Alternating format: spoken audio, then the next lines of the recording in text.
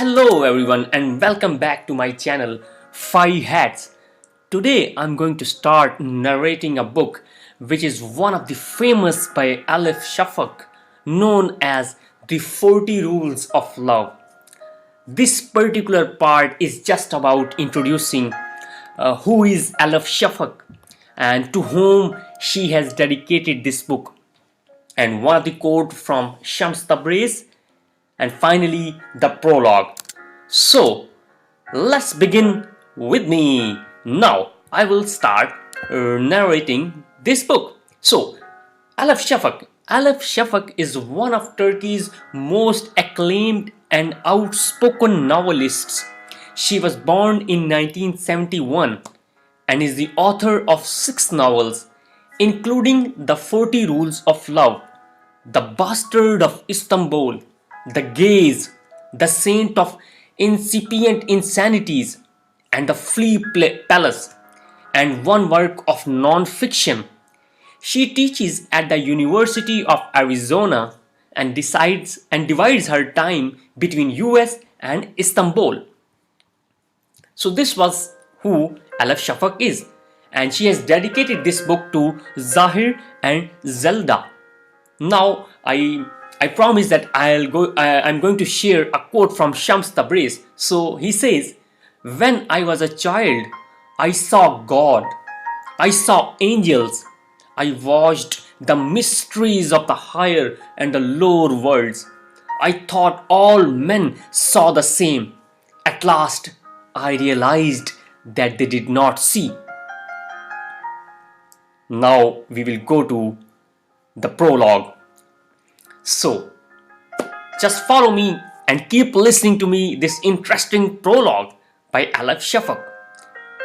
Between your fingers you hold a stone and throw it into flowing water. The effect might not be easy to see. There will be a small ripple where the stone breaks the surface, and then a splash muffled by the rush of the surrounding river. That's all. Throw a stone into a lake.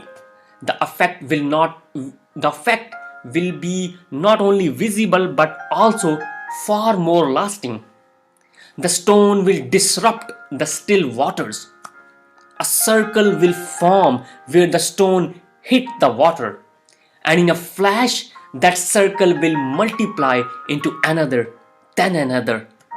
Before long, the ripples caused by one plop will expand until they can be felt everywhere along the mirrored surface of the water.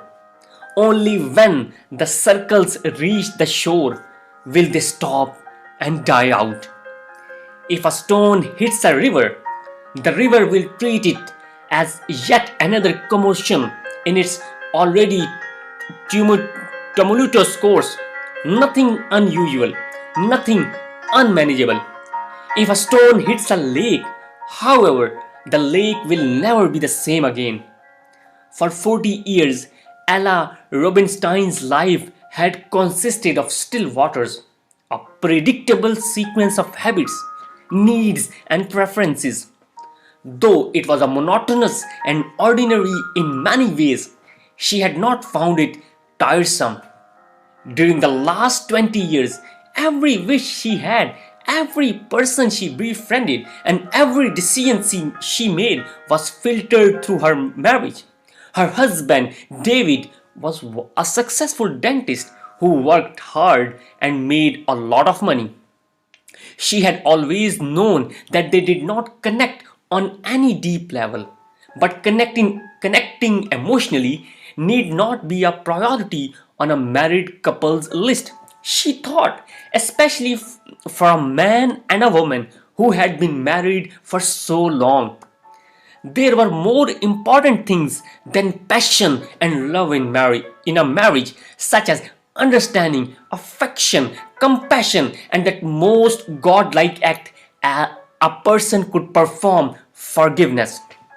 Love was secondary to any of these, unless that is one lived in novels or romantic movies where the protagonists were always larger than life, and their love nothing short of a legend.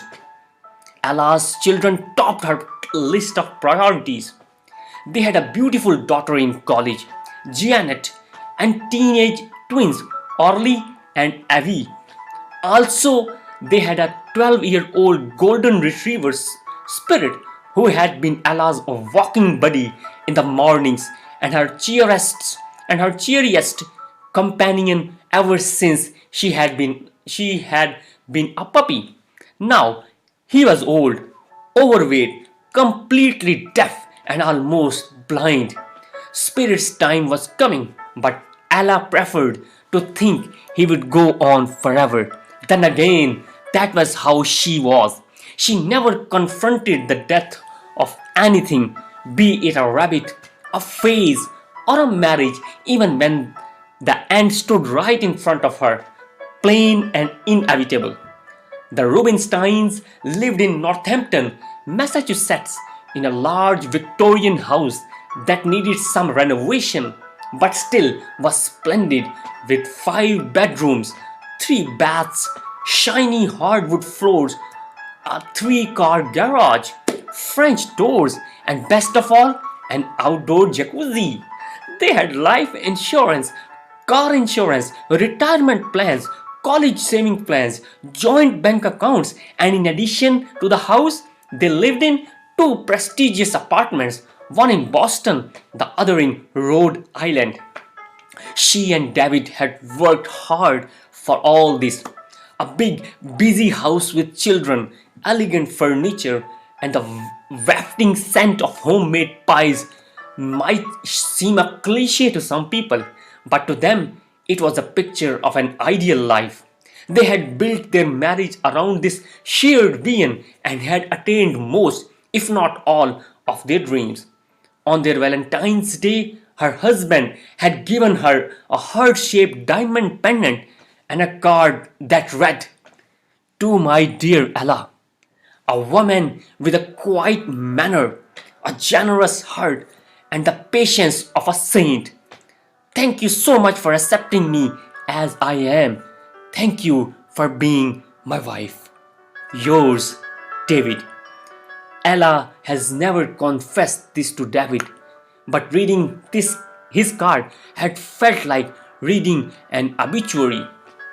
"This is what they will write about me when I die," she had thought, and if they were sincere, they might also add this: building her whole life around her husband and children. Ella lacked any survival techniques to help her cope with life's hardships on her own. She was not the type to throw caution to the wind. Even changing her daily coffee brand was a major effort. All of which is why no one, including Ella, could explain that was going on when she filed for divorce in the fall of 2008 after 20 years of marriage. But there was a reason: love. They did not live in the same city, not even on the same continent. The two of them were not only miles apart, but also as different as day and night. Their lifestyles were so dissimilar that it seemed impossible for them to bear each other's presence, never mind fall in love. But it happened, and it happened fast. So fast, in fact, that Ella had no time to realize what was happening and to be on guard, if one could ever be on guard against love. Love came to Ella as suddenly and brusquely as if a stone had been hurled from out of nowhere into the tranquil pond of her life. Thank you so much for listening, everyone. This was the introduction and prologue to an exciting novel. In the second part, I will talk and narrate about Ella. Once again, thank you so much for listening, and goodbye for now.